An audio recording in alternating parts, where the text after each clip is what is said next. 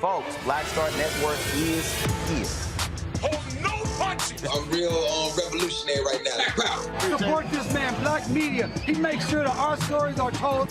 Thank you for being the voice of Black America, Roland. Stay black. I love y'all. All momentum we have now, we have to keep this going. The video looks phenomenal. See, this difference between Black Star Network and Black-owned media and something like CNN. You can't be Black-owned media and be scared. It's time to be smart. Bring your eyeballs home. You dig?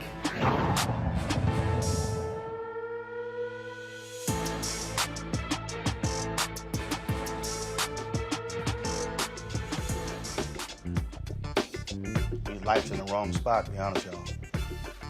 Today is Thursday, December 15, 2022, coming up on Roland Martin Unfiltered, streaming live on the Black Star Network, live here in Atlanta. The former Fort Worth police officer who shot and killed Atatiana Jefferson, he has been found guilty of manslaughter. We'll give you those details. Also, at this hour, we await word on whether or not the cops who killed Ronald Greene are going to be indicted by a grand jury. We're on standby for that decision. Also, coming out of Virginia Beach, the city has settled a case there for millions of dollars in the case of Donovon Lynch, who was shot and killed by cops there as well. Also, a TikTok video of a teacher at Winston-Salem State University, a white teacher having a black student arrested, then apologizing for yelling at her, has caused tons of controversy, and a bunch of folks are mad at the university for their response. We'll break that thing down to you as well. Plus, in today's Marketplace segment, we'll speak with a father-son duo who is launching the first Black-owned athletic supply company. Lots to cover today on Roland Martin Unfiltered, streaming live on the Black Star Network. It's time to bring the funk. Let's go. He's got it. Whatever the miss, he's on it. Whatever it is, he's got the scoop, the fact, the find. And when it breaks, he's right on time and it's rolling. Best believe he's knowing. Putting it down from sports to news to politics. With entertainment just for kicks, he's rolling. It's on go, roll, y'all. It's Roland Martin, yeah. Rolling with Roland now.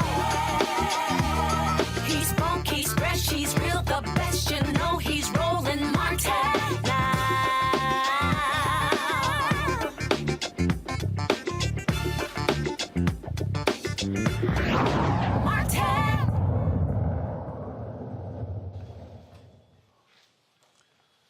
The city of Virginia Beach will spend $3 million for the family of Donald Lynch. Of course, that is the story, y'all, Donovan Lynch, that we've been covering. Shot and killed, you might remember, on March 26, 2021. Folks, this was a story that caused so much consternation there. Donovan was shot and killed by Officer Solomon Simmons. Simmons claimed he shot Donovan in self-defense when he saw Donovan holding his legal gun. A grand jury determined no probable cause to warrant criminal charges against Simmons. Joining me now is the Lynch family attorney, Justin Fairfax. Justin, glad to have you on the show. This is, of course, an issue that you, representing the family, has been really focused on. And in so many of these cases, the only way families have any sense of justice is through a settlement, because very few times officers are indicted for their wrongdoing. That's exactly right, Roland. And thank you for having us on. And thank you again for following this story. We finally have justice for Donovan Lynch and for his family. This has been an extraordinary journey, a very painful journey for that family. But we are ending where we started, which is with the truth. Donovan Lynch is innocent. He did nothing wrong that night. He did nothing illegal that night. He simply had dinner with one of his best friends and was out for a fun night out, totally innocent, when he was shot and he was killed, and wrongfully so. And so we were going to fight for justice. I came about 65 or so days ago. The case had been going on for a very long period of time. But when they brought me in, and also Thomas B. Martin, my co-counsel and one of the best lawyers in America, we said we were going to supercharge this case. We were going to litigate it. As you know, I'm a former federal prosecutor in Virginia, and that's exactly what we did. And so just last week, we were very proud that the city of Virginia Beach reached a settlement. We'll give $3 million to the family of Donovan Lynch. And as you mentioned, there's no amount of money that can make a family whole from the loss of a loved one. It's a tragedy, but it also is a measure of justice. And we have to live in a society where the value of our lives is effectuated not just through the legal system, but through how we are treated. And so I was going to fight for justice in this case, no matter what it took. And so we were very happy for the family that they finally got a measure of justice. And again, this really is the only way to achieve justice. And this officer, they say no probable cause, is he still on the street? Is he still policing in Virginia Beach? Yes, Roland, it's our understanding that he is still a member of the force and is still policing. And so we have been, gotten word about that. And so, we're looking at that information. But here's the other thing. We believe that the reforms need to continue. Donovan Lynch's life mattered then. It matters today. It will matter forever. And the reason that his legacy will live on is because we're going to save the lives of other family members, of other families who won't have to suffer the same fate and the same tragedy that was suffered here. This officer did not have his body-worn camera turned on at the time that he shot and killed Donovan Lynch. And so this family didn't even get to see, the final moments of their beloved son's life. And so this is an extraordinary young man, college-educated, really lit up the world. And so we are going to honor him and honor his legacy by what we do in terms of reform. And so, as we mentioned at our press conference the other day, we're going to be reaching out to President Biden and Vice President Kamala Harris, and we thank them for their extraordinary leadership. We would like to have the Lynch family meet with the president and vice president in the White House to discuss, again, their journey, discuss what they have gone through and also what they want to see going forward. We are in a powerful season of vindication. Donovan Lynch has been vindicated. His name, his legacy has been vindicated with the power of the truth. And that's what I was going to fight for as the attorney for this family, again, along with Thomas B. Martin. And we were going to fight to ensure that the truth was finally told, that there was accountability. There had been no accountability in this case whatsoever. And we now need to live in a society where there is that kind of accountability. The truth is told and that justice is served. And so that's really what our focus was. And in 66 days, that's what we got done. All right. Justin Fairfax, we certainly appreciate it. Certainly give our best to Donovan's family. We will do. Thank you, Roland. God bless you again for your leadership and for following this case. We appreciate it. I appreciate it. Thanks a lot. Folks, let's now go to Fort Worth, where we do have some justice in the legal system. The former Fort Worth police officer, Aaron Dean, who shot and killed Atatiana Jefferson, he will be going to prison today. A jury came back, found him guilty of manslaughter. You might recall the case where a neighbor called the police to say they saw a door ajar. They did a wellness check. 2 officers arrived on the scene. Dean fired a shot into the home, killing Atatiana Jefferson. This, of course, took place in 2019. He fired the shot through a window. The mostly white jury deliberated for more than 10 hours. They could have found Dean guilty of murder. He is facing up to 20 years in prison and a $10,000 fine. The sentencing phase begins tomorrow. Joining me now is Erica Savage, founder of the Reframed Brain, Reese Colbert, founder of Black Women Views, Dr. Larry J. Walker, assistant professor, University of Central Florida. Reese, I'll start with you. It's, folks, he's found guilty, but not of murder, of manslaughter, which still is crazy when you had his former partner who testified that she never heard him identify himself. She never saw a gun. I mean, you see the circumstances of this, yet these juries still they cannot bring themselves to find these cops guilty of murder.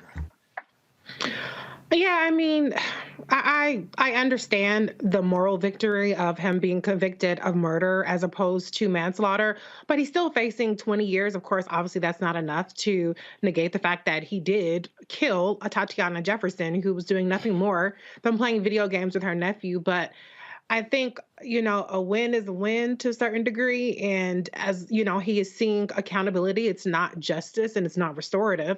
But I think in this case, I'm encouraged that at least there was another way of ensuring that there was some there was some kind of accountability, because sometimes that isn't on the table. And then we just see these cops walk completely scot-free.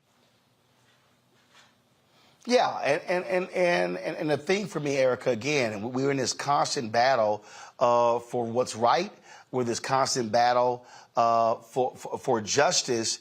And the reason I'm making this point is because anyone looking, I mean, the police chief testified in this case that this guy violated all police protocols, all.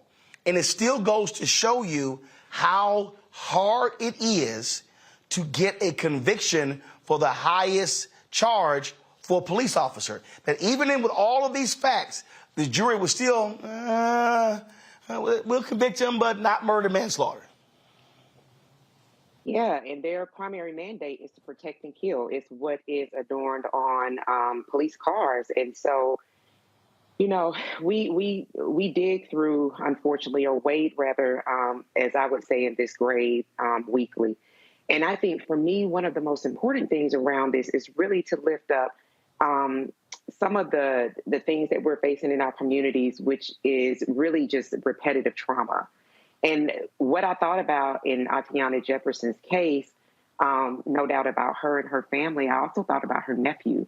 That's a young man that was exposed to a violent, traumatic event early on in his life. And I think if that's the importance of being on a jury, right? I'm pretty sure all of us have had jury duty, but that is the importance of showing up and ensuring that we're doing all that we need to do to be present to hold people accountable.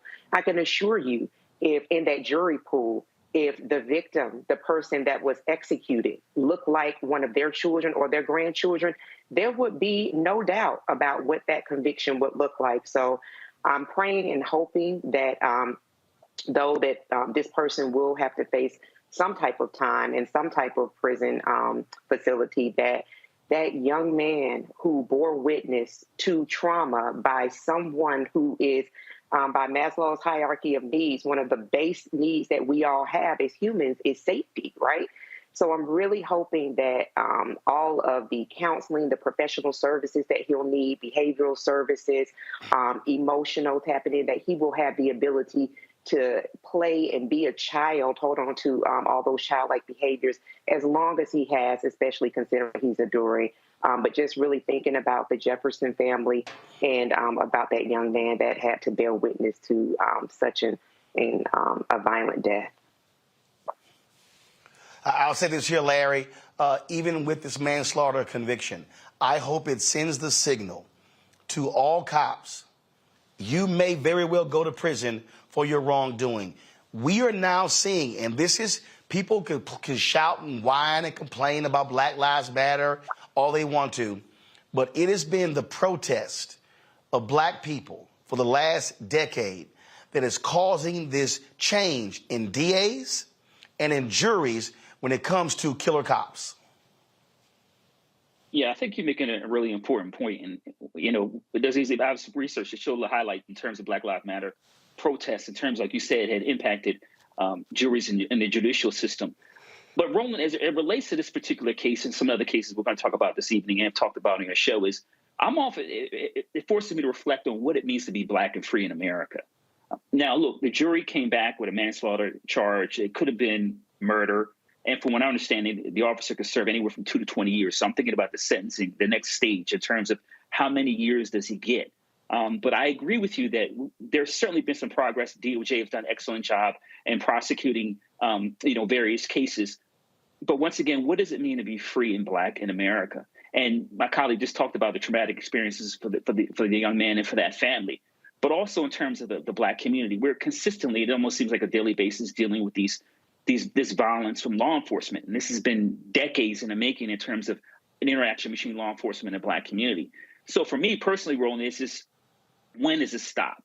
Obviously, we need to keep pushing, not only in terms of at the state and local level, but the DOJ and the Biden administration, to make sure that we're taking a critical look on these issues. And then obviously also at the federal state level in terms of having a conversation about some comprehensive reform to address police behavior.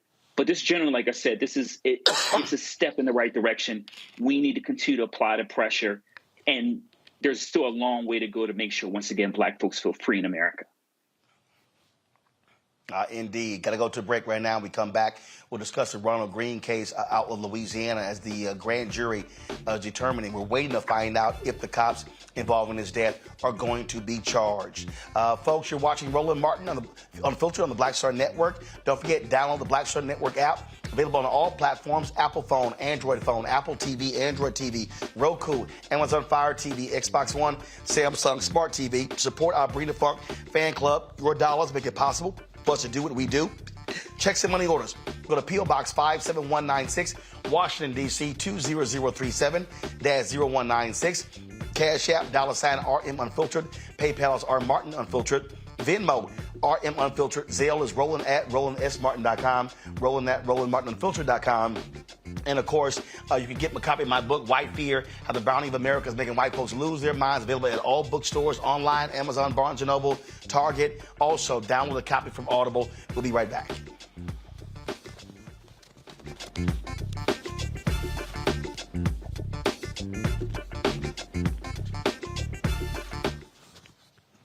On the next Get Wealthy with me, Deborah Owens, America's Wealth Coach, inflation is on the rise. Interest rates are high. Can you still thrive during these uncertain times? On the next Get Wealthy, you're gonna meet a woman who's done just that, living proof of what you need to do to flourish during these uncertain times. These are times where you take advantage of what's going on. This is how people get rich or richer. That's right here on Get Wealthy, only on Black Star Network.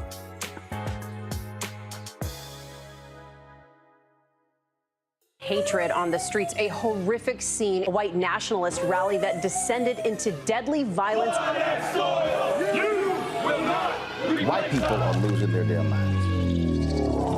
As an angry pro-Trump mob storms the U.S. Capitol, we've seen shooting. We're about to see the rise of what I call white minority resistance.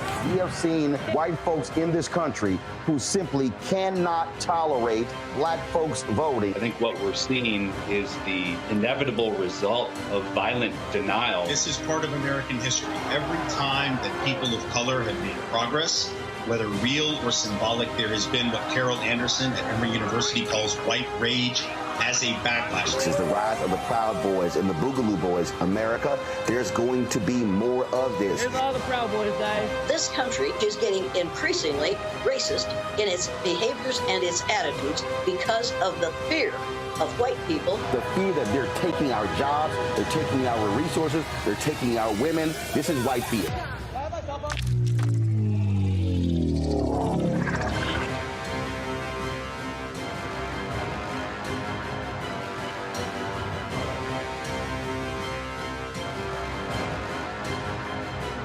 On the next A Balanced Life with me, Dr. Jackie, 'tis the season, tree trimming, party going, and gift giving.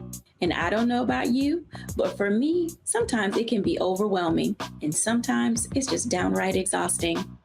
Surviving the holiday season, we've got tips for you for staying sane, solvent, striving, and thriving, and sometimes keeping a little money in your pocket. 2 things just out of the gate. Set boundaries and set a budget. On a next A Balanced Life right here on Black Star Network with me, Dr. Jackie. You want me to do something crazy, but I don't know what to do. I'd rather just sit here. Hi, this is Cheryl Lee Ralph, and you are watching Roland Martin, Unfiltered. I mean, could it be any other way? Really? It's Roland Martin.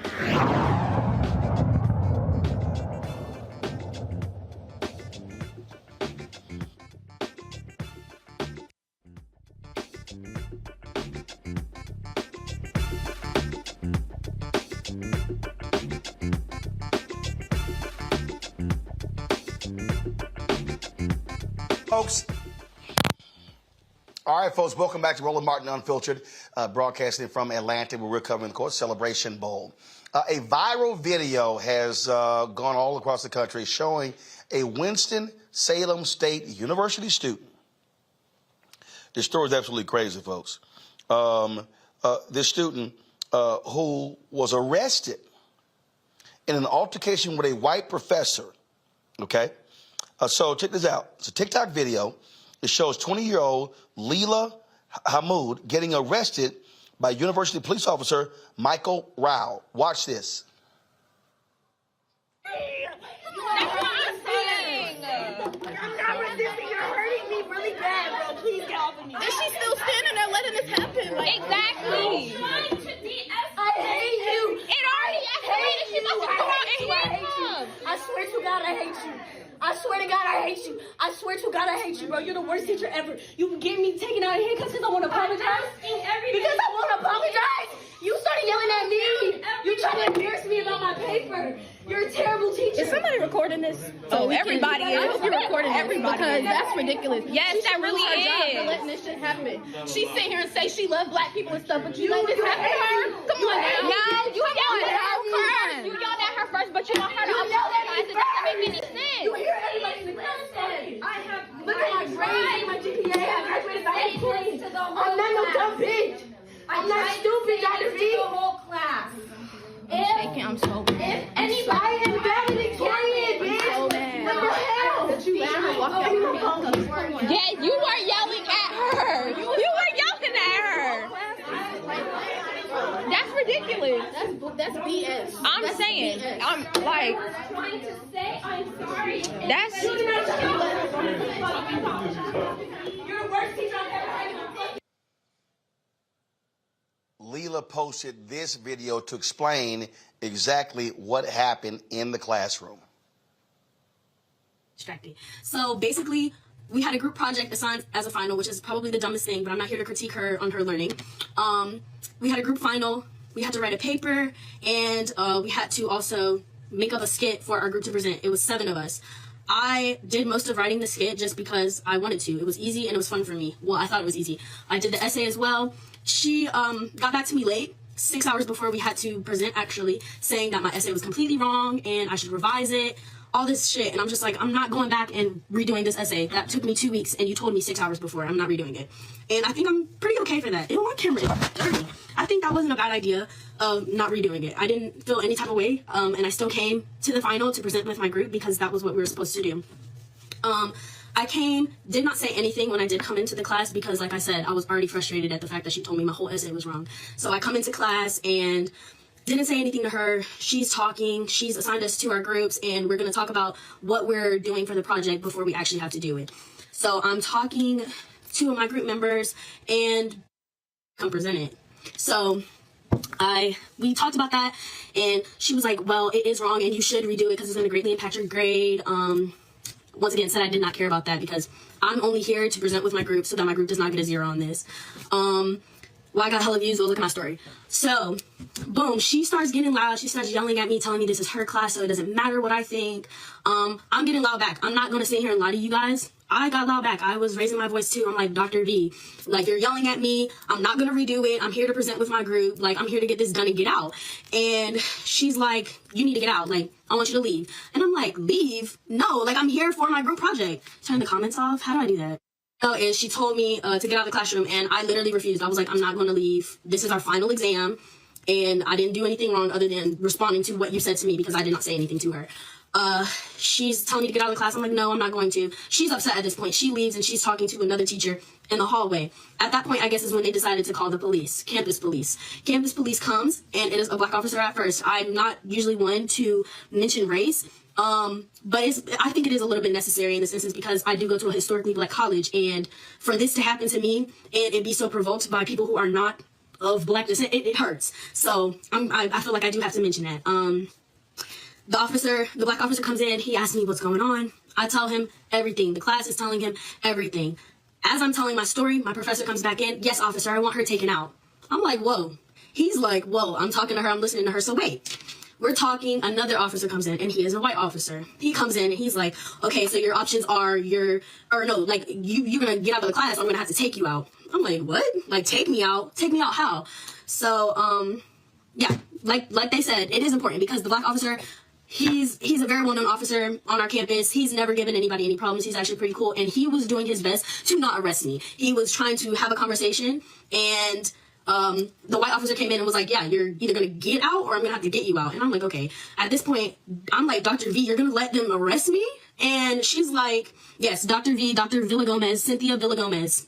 Yes, say that name in here so y'all know who we're emailing about because I'm sending emails. My class is sending emails. Friends are sending emails. Send an email. If not, that's okay too. I'm not pressuring you. So the white officer comes in. He says that. I said that to Dr. V, and she's like, wait, hold on. She's trying to fix herself. She's like, okay, either apologize or you need to leave. I said apologize. Now, the old me, I'm sure I would have apologized, but at that moment, I knew that I was not the one in the wrong. I didn't start the situation. I didn't escalate the situation. I knew I was not wrong. So I'm just like, okay, apologize for what? Apologize because you yelled at me and you dropped the F-bomb? Yes, I did drop the F-bomb and told you I'm not fucking stupid. That's what I told you. So I'm sorry the F-bomb hurt your feelings. So sorry, baby. We're grown. If that was worth an arrest, let me know. Let me know. According to my mom, it wasn't. But continuing, I said, Dr. B, are you going to apologize to me? I came in, I sat with my group, I didn't say anything to you. You decided to start yelling at me as soon as the fire alarm went off about my essay. So she was like, no, I'm not going to apologize. I'm like, what? So then I'm like, wait, well, tell me what I'm apologizing for. Tell me what I'm apologizing for. At that moment, I'm talking to the black officer. I'm talking to my professor. The white officer is like, yeah, go ahead and take her. You have to go get her. To the black officer. So the black officer is like, okay, turn around. I'm about to put these handcuffs on you.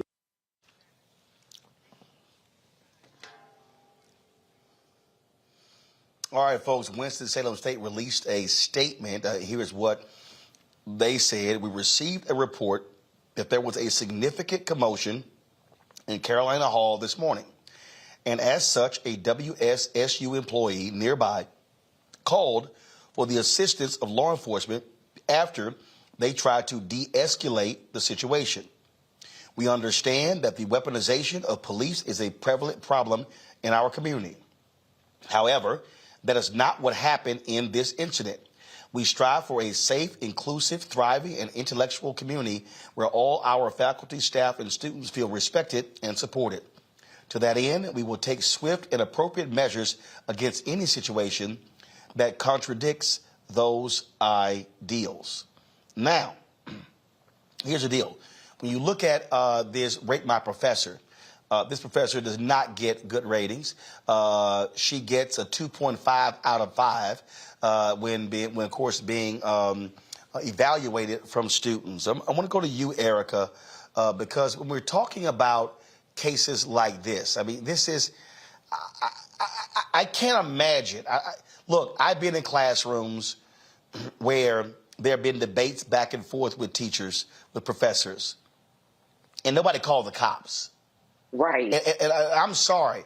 I don't care what. First of all, I'm trying to understand, why would a staffer in another classroom who's not in the classroom, even if you hear yelling, how do you say, oh, let's call the cops? To me, this is just me, if I'm an adult and I hear yelling, I'm going to go visit the classroom to see if I can help de-escalate, not call the cops. Right. Exactly. But see, we have the presence of parents on HBCU, so the story's a little different. I think what was very interesting about that statement that was issued, you know, the top and the bottom, and then you have this one line about the weaponization of police, and then the very firm, but this was not the case. I'm really glad that Leila's mother is there to support her, because I'm going to assume that she is the one, you know, her family's the one that takes care of her tuition.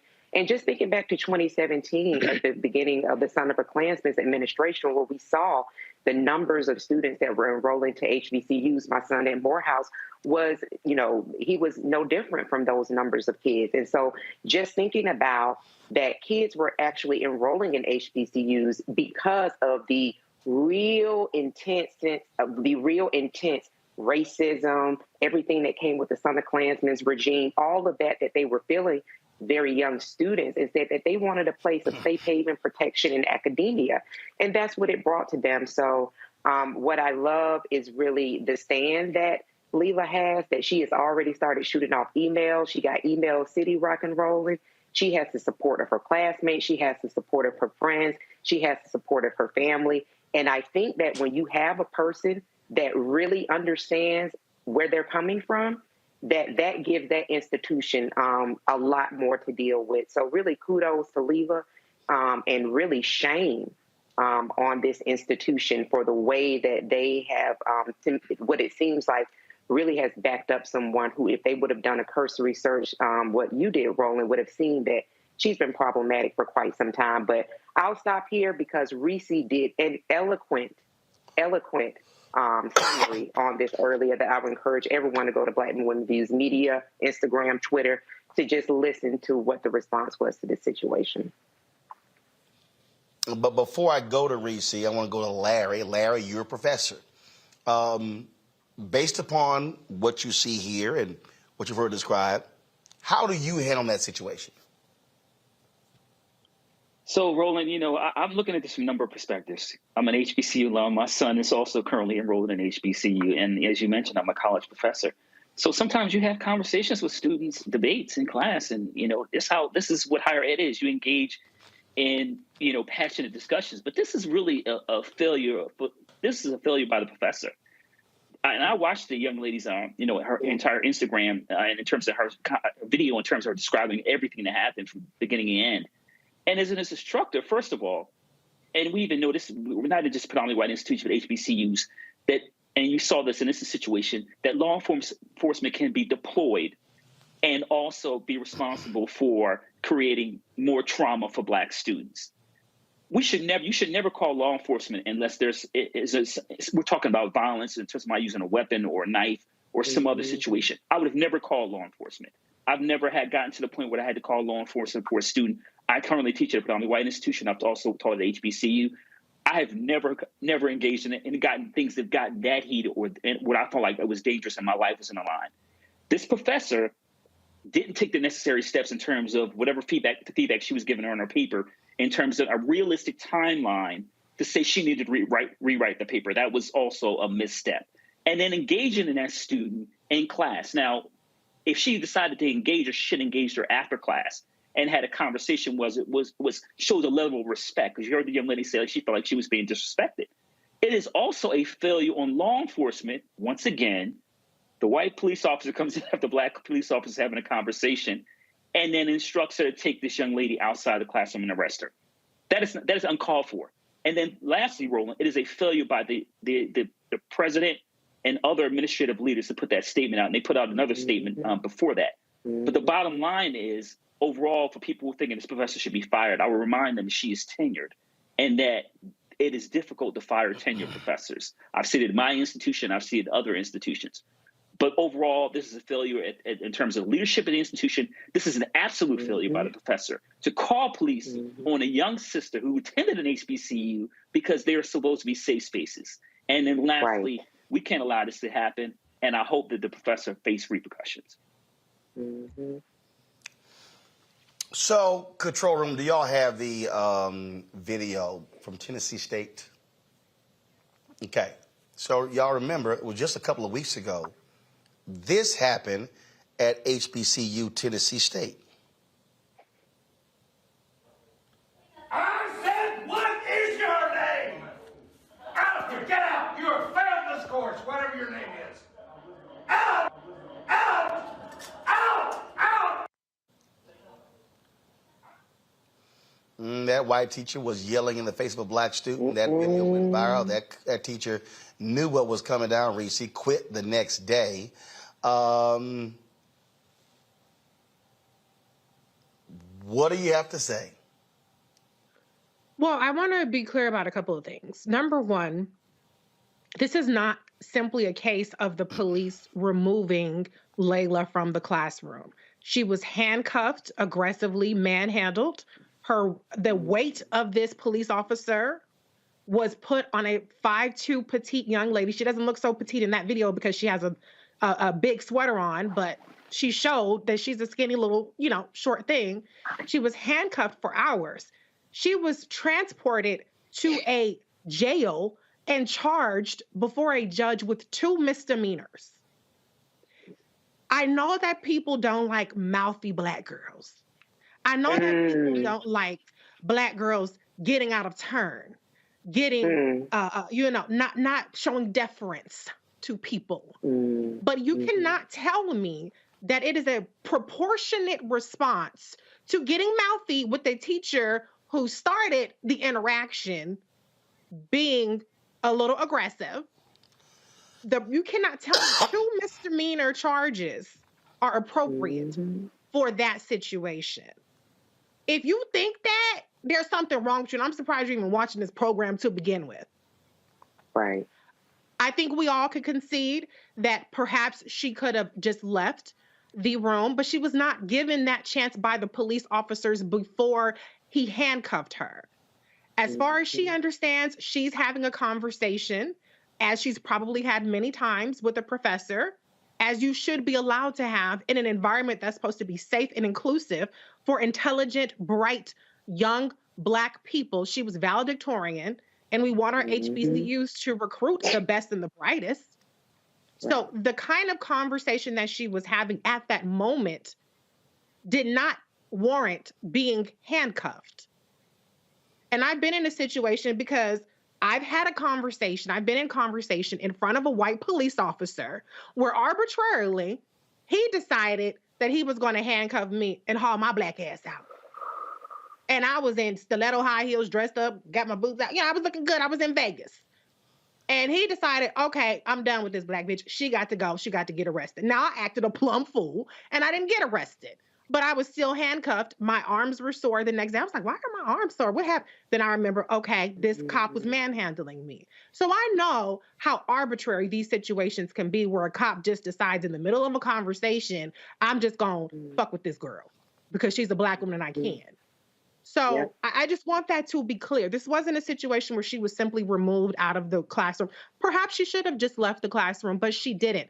And just because you don't act in exact accordance with how you're expected to act does not give anybody license to escalate it and disproportionately respond to the point to where she, as a bright young student, is facing 2 misdemeanor charges. And then one other thing I will say is not only did this teacher abuse her power and weaponize the police. It's absurd for this school and this institution to say that the police weren't weaponized in this situation. But not only did she do that, not only did she injure the student, but she injured the classroom, because I've seen other footage, and I'm telling you, them students was dragging her ass for filth, as they should.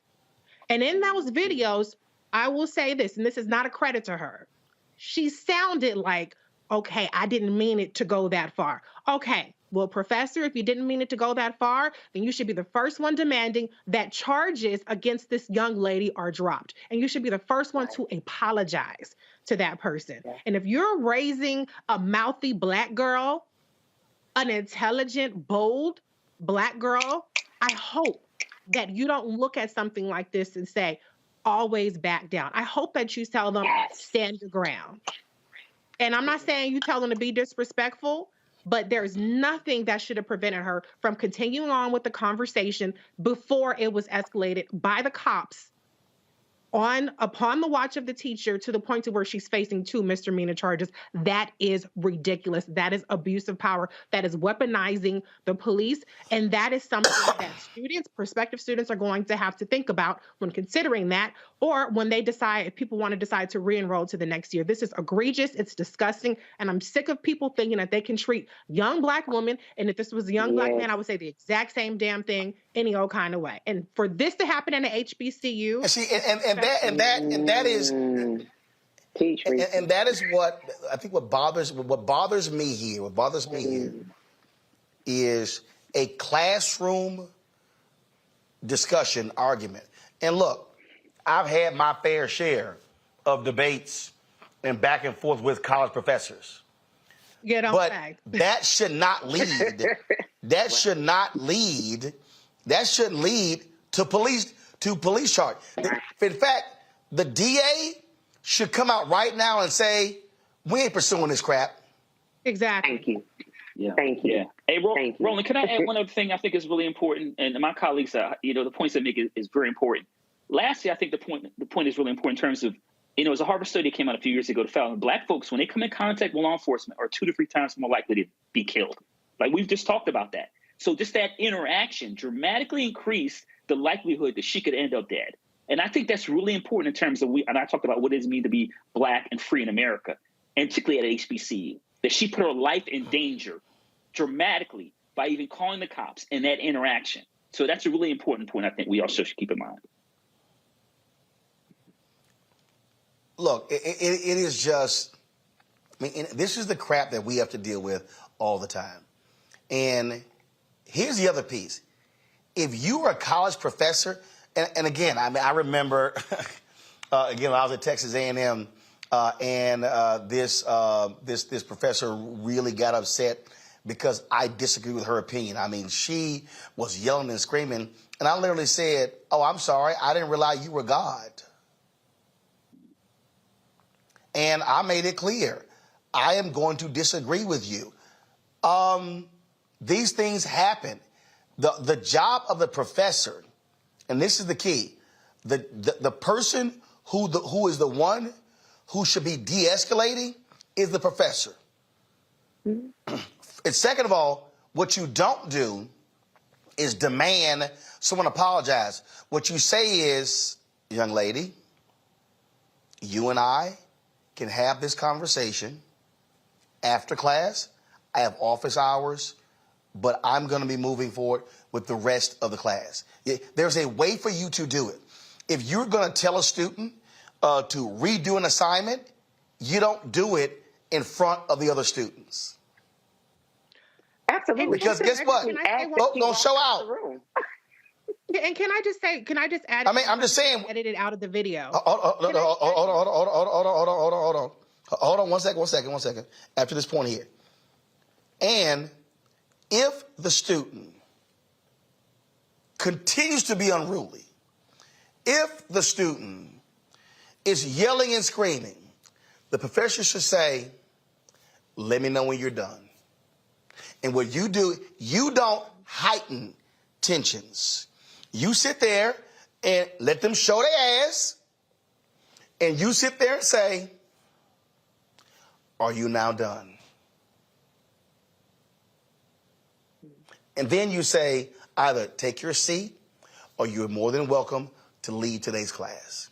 Now I'm going back to work. Yeah. You don't. And here's the last point. Exactly what I said. If the professor was not the one who called the cops, when the cops show up, gentlemen, I have this under control. I don't need your assistance on this. That is how you handle it. Reese, go ahead. And that would be the video that's also made available. Go ahead. And I just wanted to point out one more thing too.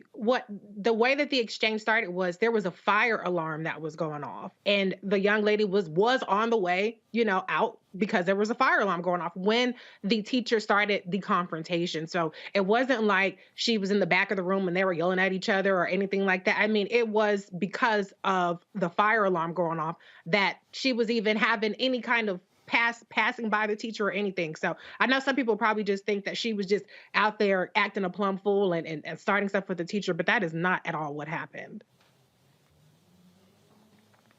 Again, this is a perfect example when we talk about when cops don't de-escalate. If you're dealing with young people, even college students, you're the grown-up. You're the one who should be in control of the situation. And what you do is recognize, I'm not going to allow this thing just to continue and just go on and on and on. And Winston-Salem State, I've been to that campus. I've spoken on that particular campus. The university administration, they should be calling for these charges to be dismissed. This is not how you handle academic disagreements between a student and the professor. You do not bring in the criminal justice system. This is an academic situation. You handle this internally. You do not go to the criminal justice system. I do not care. Exactly. Going to a break. We come back. More on Roland Martin Unfiltered right here on the Black Star Network.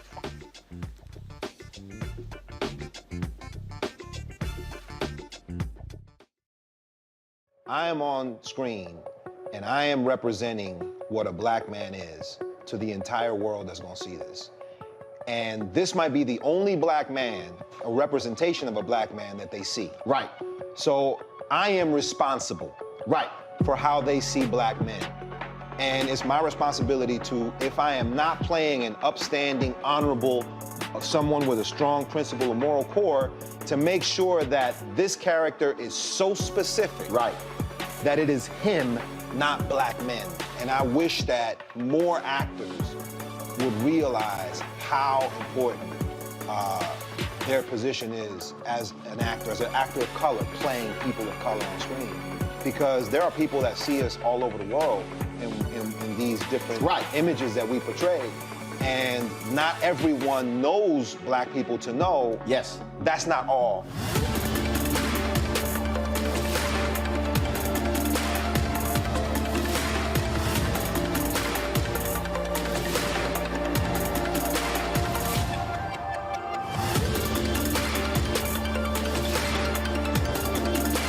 This is Judge Mathis. What's going on, everybody? It's your boy, Mac Wild. Hey, what's up, y'all? It's your boy, Jacob Lattimore, and you're now watching Roland Martin right now.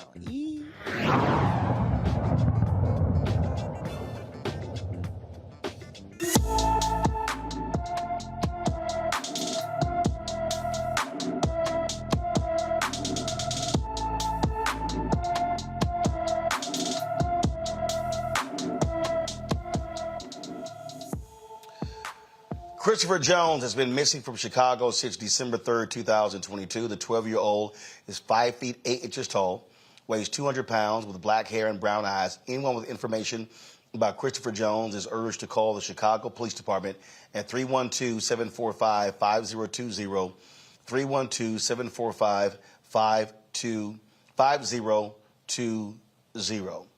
Folks, Breonna Taylor's boyfriend has settled a state and federal lawsuit against the city of Louisville. Kenneth Walker will receive a $2 million settlement. Walker was with Breonna Taylor the night she was shot and killed by Louisville police. He fired a shot at police as they burst through Taylor's door in 2020 as police served a no-knock warrant, resulting in the death of Breonna. The U.S. Justice Department charged 3 Louisville officers with a conspiracy to falsify the Taylor warrant. Officer Kelly Goodlett pleaded guilty and admitted to helping create a false link between Taylor and a wanted drug dealer. Former officers Joshua James and Kyle Meany are scheduled to go on trial in federal court next year. You know what? This is the thing here, Larry, that when you think about this story here, I mean, this guy could be dead.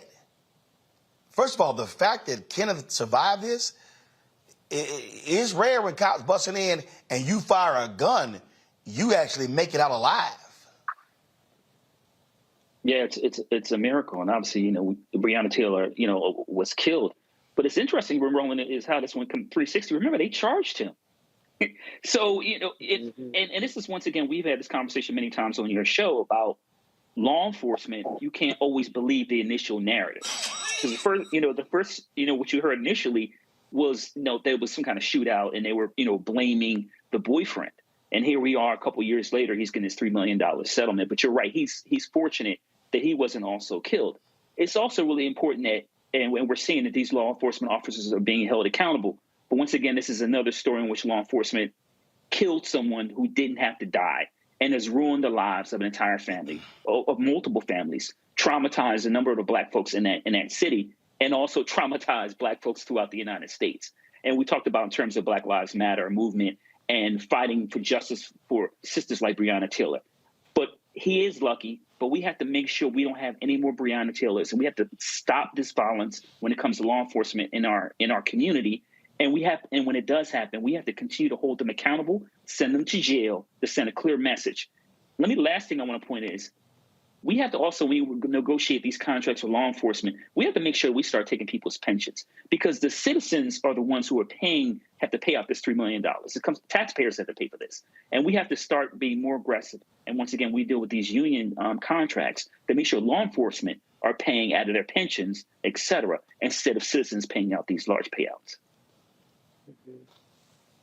And it's just, we opened this show talking about the Donovon Lynch story, Reese, and it is just so sad that, frankly, in this capitalistic society, is the whole notion of, we're not going to really have justice. What the heck? Cut a check would be just fine. It's all good.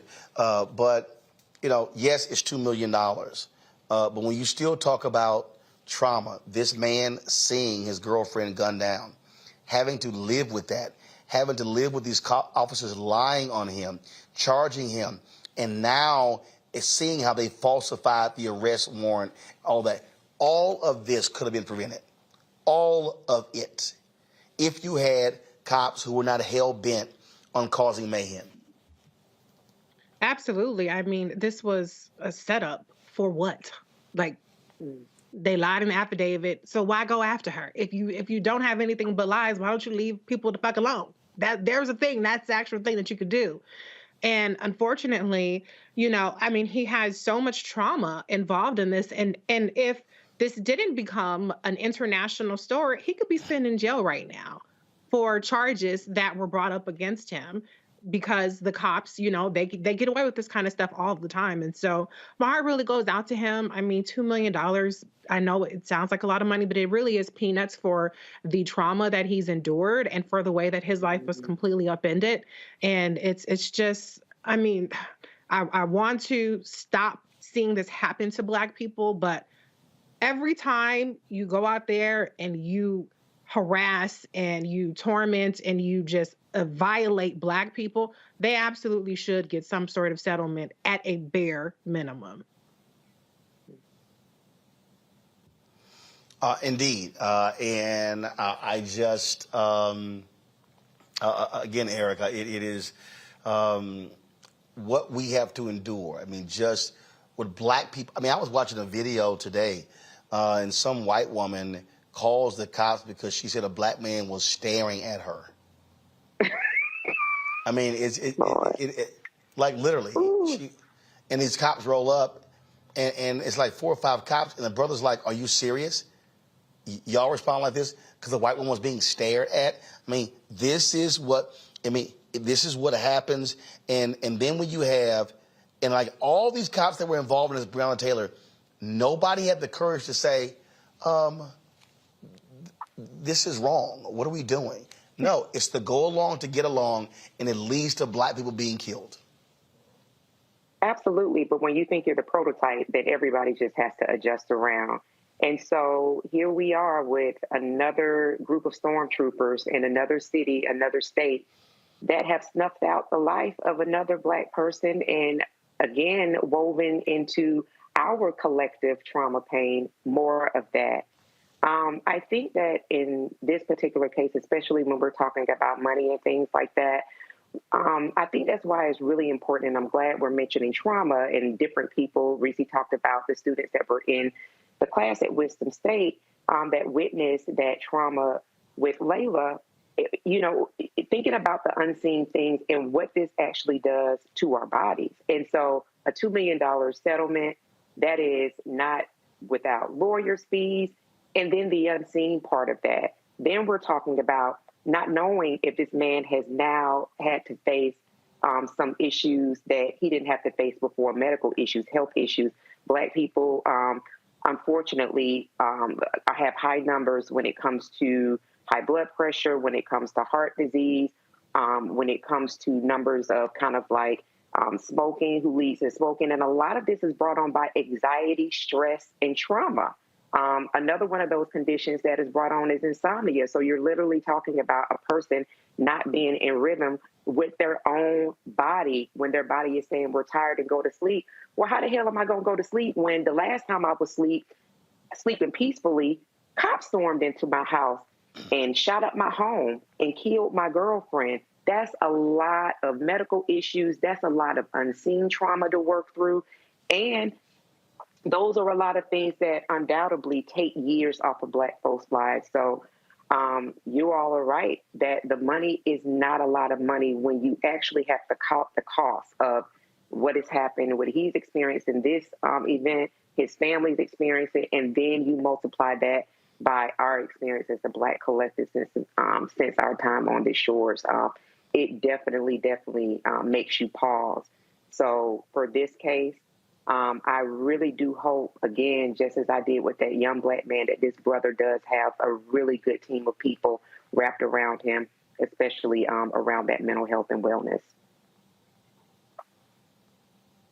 Yeah, it's just, again, we do so many of these stories. Look, right now we're still waiting to hear a decision on the grand jury if they're going to return an indictment in the case of Ronald Greene in Louisiana, and so we're still waiting to hear that. Hopefully we get word before we sign off for today's show. But it's just so much that we have to endure when it comes to dealing with police. And that's why that Winston-Salem State story is so painful, because it's just too many examples. We know what happens when cops show up. Yeah.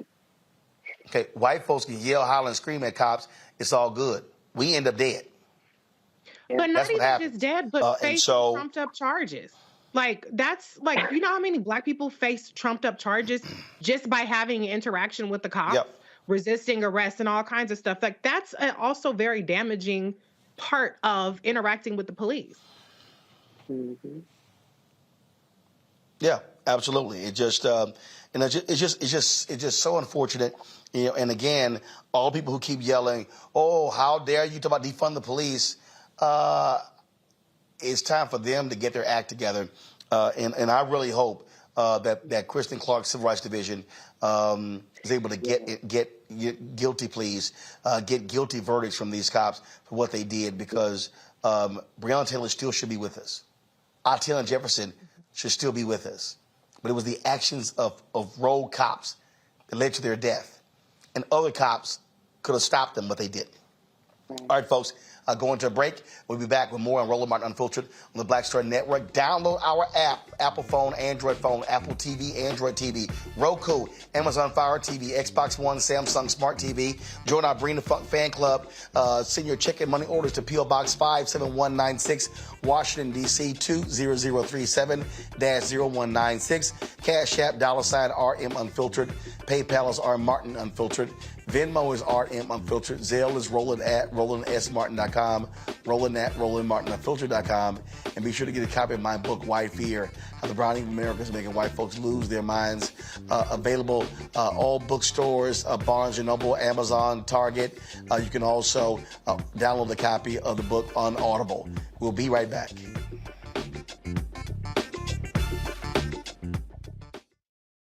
When you talk about blackness and what happens in black culture, we're about covering these things that matter to us, speaking to our issues and concerns. This is a genuine people-powered movement. There's a lot of stuff that we're not getting. You get it, and you spread the word. We wish to plead our own cause.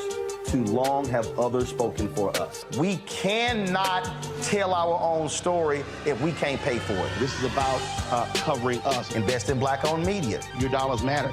We don't have to keep asking them to cover our stuff. So please support us in what we do, folks. We want to hit 2,000 people, $50 this month, raise $100,000. We're behind 100,000, so we want to hit that. Y'all money makes this possible. Checks and money orders go to P.O. Box 57196, Washington, D.C. 20037-0196. The Cash App is $RM Unfiltered. PayPal is R Martin Unfiltered. Venmo is RM Unfiltered. Zelle is Roland at RolandSMartin.com. Hi, this is Essence Atkins. Hey, I'm Deion Cole from Blackish. Hey, everybody, this is your man Fred Hammond, and you're watching Roland Martin, my man, Unfiltered.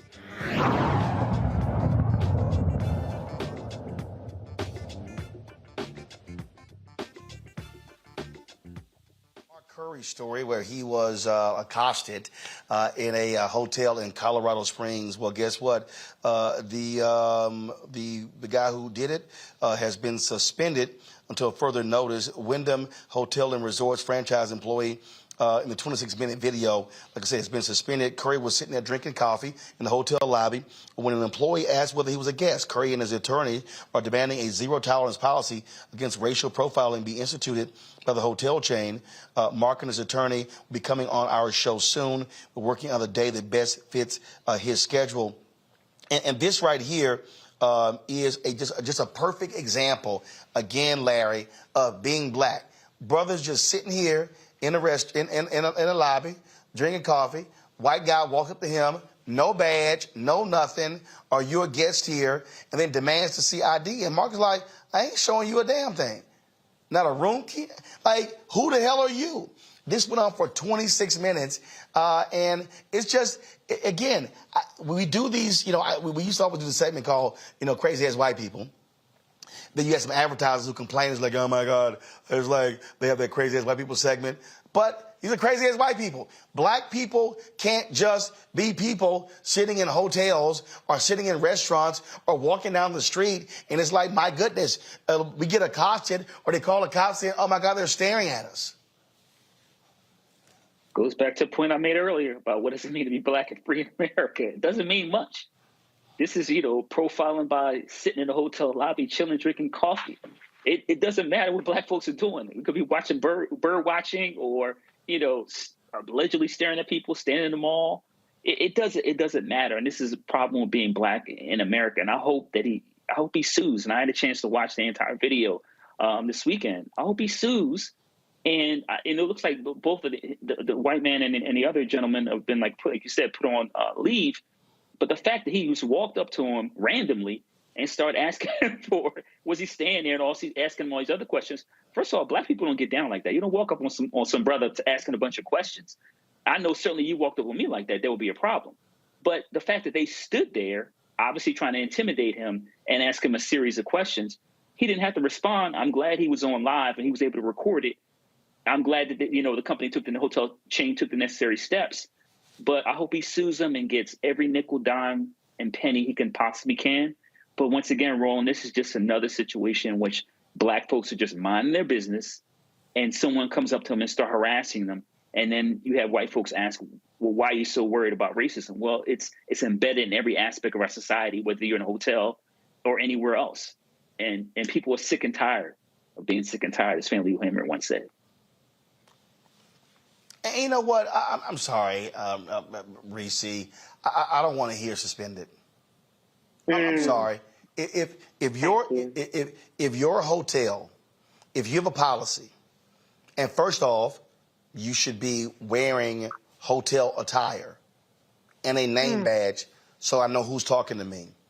And if you just randomly walk up to him, and if the security video shows that this guy didn't approach anybody else who's sitting in there, no, you shouldn't have a job.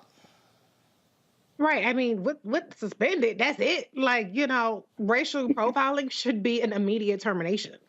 And harassing a guest should be termination, So it's such a cop out. I've seen people fired for leaving for much more mild conduct on TikTok. So you can't tell me that y'all can't just get rid of this guy. I mean, he's not the CEO. He's not the president. He is a regular employee that just thought a black man sipping coffee in the lobby in the morning didn't belong, which is ridiculous. I mean, we should all be so lucky to hang with Mr. Cooper. So he really should have been asking for an autograph instead of accosting Mark Curry. Mm-hmm. But it just keeps happening, Erica, over and over again. And this is the reality of the crap that we have to deal with. And you said it earlier when you talk about elevated blood pressure and stress and all of those different things. And then the amount of time it takes us to come down from that when all the brother was doing it. And look, and I know Mark, okay? Mark is Mr. Chill. Mr. got some jeans on, some tennis shoes, and a polo, and just chilling. And that's Mark, not sitting here acting a fool. And it's like, damn, can we just sit and drink some damn coffee? Listen, and brother looked like he was tired. Leave black folks alone, because we actually really don't bother anybody. One of the things that I thought about when I was watching this video is how fucking dare you, you dirty ass motherfucker. He walked up to this man. I was like, does he have teeth in his mouth? Who in the hell are you? He don't look like he washed his hands. I don't know if he been hunting. So the audacity. But then that is for people that actually buy into the religion known as whiteness. Let me tell you something, baby. If you think that your shit don't stink because you're white, you have been disillusioned for a very, very, very, very long time. Because black people have not come out of our place and gave you what you give us, that doesn't mean that your shit doesn't stink. So I really applaud Mark while he was in his really chill, sipping coffee space for really not sizing this guy up, because who in the hell knows does he belong there? Is he employed? Where's your W-2? Show me your taxes. I think if he would have given him back that same energy, it definitely would have escalated the situation. But black people have every reason to do that because we're constantly being bombarded, whether somebody says something or whether they do something. And so I really do hope that he not only sues them, but that guy is fired. But hopefully he comes out with some stock shares as well, because they absolutely owe him. This is bullshit. No, it is, but it is the stuff that we have to deal with being black in the United States of America. All right, y'all, go to break. We come back, our marketplace segment. We will talk to a father and son duo owning an athletic apparel company. We'll break it down next. Roland Martin Unfiltered on the Black Star Network.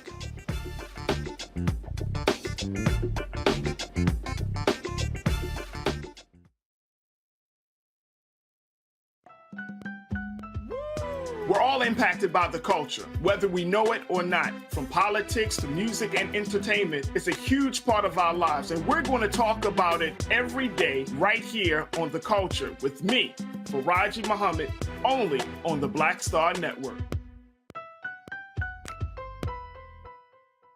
On the next Get Wealthy with me, Deborah Owens, America's Wealth Coach, inflation is on the rise.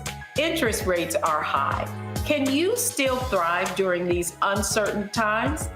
On the next Get Wealthy, you're gonna meet a woman who's done just that, living proof of what you need to do to flourish during these uncertain times. These are times where you take advantage of what's going on.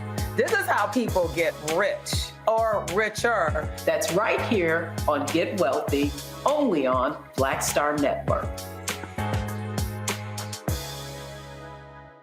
Hi, I'm Israel Houghton with Israel, a New Breed. What's up, what's up? I'm Dr. Ricky Dillard, the choir master. Hey, yo, Peace World, what's going on? It's the Love King of R&B, Raheem Devon, and you're watching Roland Martin, Unfiltered.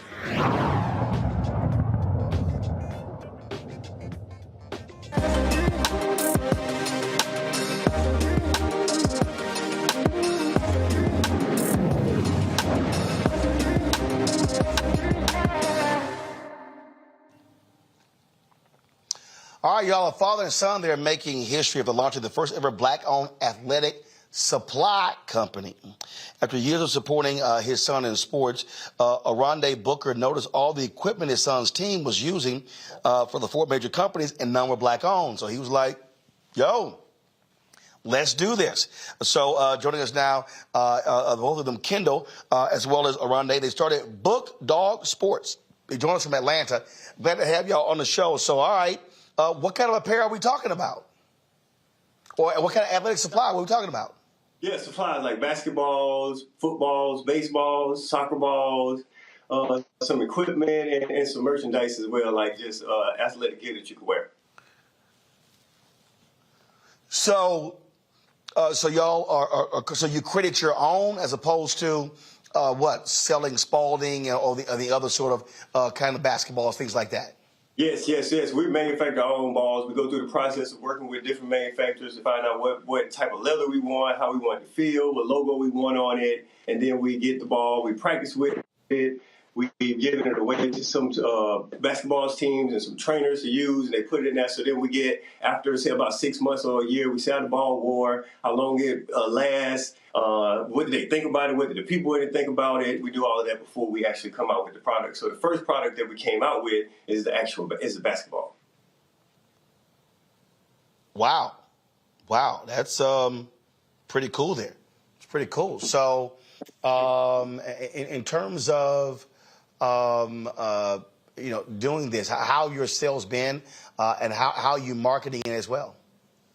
Well, we started off with just marketing on Facebook and on Instagram. We did a press release that was on Black Enterprise. The sales were pretty good. And we just go to the basketball games a lot, talk to the different coaches that we play with the ball. We're just doing a lot of grassroots, talking to different organizations, different teams as Kendall plays in the games and the tournaments. Right now it's high school period, so sort of kind of talking to a lot of the high school coaches that play against the TIS team. Got it. So Kendall, was it in terms of the role that you played in this? Were you the guinea pig with the equipment? Or was it all your dad's idea? Or do you say, you know what?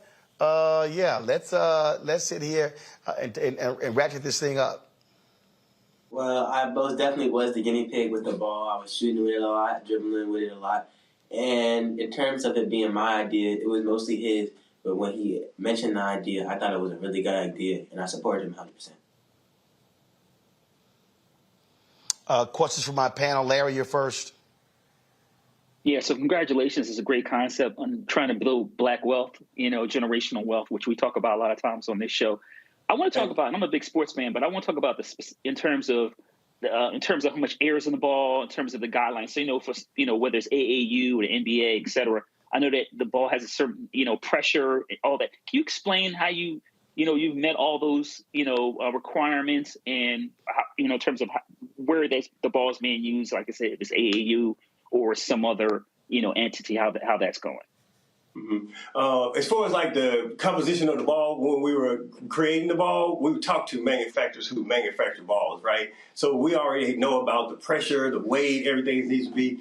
We told them what guidelines we wanted to be in. So we used the guideline of NHFS, and we took those guidelines. The ball has to be a certain Pantone color. The ball has to be a certain weight. The ball has a certain kind of core. So we had to make sure we met all of those. So once we got a ball that we felt like met those specifications, that's the ball that we went with. As far as what it's being used right now, it's being used at some high schools for practice ball because it's not certified just yet. It's also being used for some AAU teams and for some training facilities here in Atlanta that we have personal relationships with. They purchased the ball to support us as well. We have a purchase from the Syracuse PAL organization. Shout out to Syracuse Police Department. They purchased some balls as well. So it's just been, like I said, more grassroots in where we are right now with the AAU team. So we're trying to get it more so to everybody and in all the households. So Black people, Chinese people, it doesn't really matter. So basketball is a quality product, but it's brought to you by our Black family. Let's see here. Erica. Hi, yes, and congratulations to the both of you. So excited to hear about this venture. As my son played, I wish I would have known about you all's company. My son played sports throughout all of his years in school.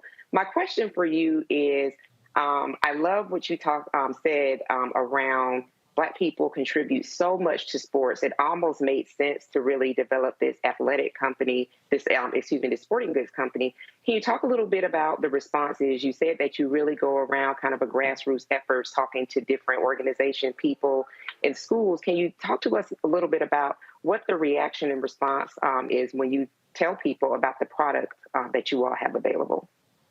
Well, it really depends on how we introduce it to them, right? I like to give it to them so I can get their honest opinion, so I don't say that, I manufacture basketball, so it won't be biased. So sometimes you give people the ball, like, what is this? What is that? You get different things, but once you tell, even in basketball games, sometimes we have the referee or the other coach, we don't want to play with that. Well, what kind of ball is that? Then they touch it, it's not that bad. Then I say, well, we manufacture the ball, me and my son. And then they're normally okay with it, it's a done deal from that point. But they do have to touch it to make sure it feels like a quality basketball. Congratulations. And outside of that, Reese has really been great. Sorry. Go ahead. Oh, I'm sorry. No, go ahead. I was saying, other than that, most of the response has been the ball feels good, the ball dribbles good, it's a great ball for shooting. They compare it to other balls. They really like the feel of the ball. So, in most sports, especially basketball, when you have the ball in your hand, it has to feel good in your hand for shooting, for dribbling. If the ball makes your hands hurt, nobody wants to play with it. So we haven't had any issues with the way the ball actually feels and bounces. Excellent. All right, Reese? Congratulations again, as everyone else has said. I'm curious to see, in terms of scaling up, what are your goals in terms of units moved and production times and things of that nature? Well, right now, we do some statistics that we looked up, and there's about $264 million worth of basketballs being sold. So I'm thinking, from a scale perspective, if we can reach 1%, that would be awesome. 1% of 200 million, that would be awesome. So we're looking more so if we get to a half a percent within the first couple of years, but we also need to grow by introducing other pieces of equipment. So we're looking to sell basketballs, we're looking to sell training basketballs, we're looking to sell footballs within the first year. So we're figuring that if we can move 1 million units within the group of those two balls, then we'll be poised to move forward even faster in the future. Awesome. All right, then. Where can people get more information regarding your athletic company? At www.bookdogsports.com. You can also follow us at The Real Book Dog Sports on IG and Book Dog Sports on TikTok and Book Dog Sports on Facebook. All right. Folks, I appreciate it. Thanks a lot. Good luck. Thank you. Thank you. Okay, then. Erica, Reese, Larry, I appreciate y'all joining us. Folks, sorry we were a little bit late. We were interviewing T.I. For one of the interviews for our season 2 of Rolling with Roland. Earlier today, we had Lou Gossett. Tomorrow, I'll be talking with Omar Dorsey, Queen Sugar. And so we got different things happening. Plus, tomorrow, I get the Celebration Bowl. That's going on. And we'll be live on Saturday as well. So a lot of things happening here with Roland Martin Unfiltered and the Black Star Network right here in Atlanta. Folks, that's it. Don't forget, if you want to support us in what we do, download the Black Star Network app, Apple phone, Android phone, Apple TV, Android TV, Roku, Amazon Fire TV, Xbox One, Samsung Smart TV. You can also, of course, support us, Bring the Fuck Fan Club, by joining, sending a check and money order, P.O. Box 57196, Washington, D.C. 20037-0196, Cash App, $RM Unfiltered, PayPal is R Martin Unfiltered, Venmo is RM Unfiltered, Zelle is Roland at RolandSMartin.com, Roland at RolandMartinUnfiltered.com, and of course, get a copy of my book, White Fear, How the Browning of America is Making White Folks Lose Their Minds. Available bookstores everywhere, Amazon, Barnes & Noble, Target. Download your copy from Audible as well. That's it.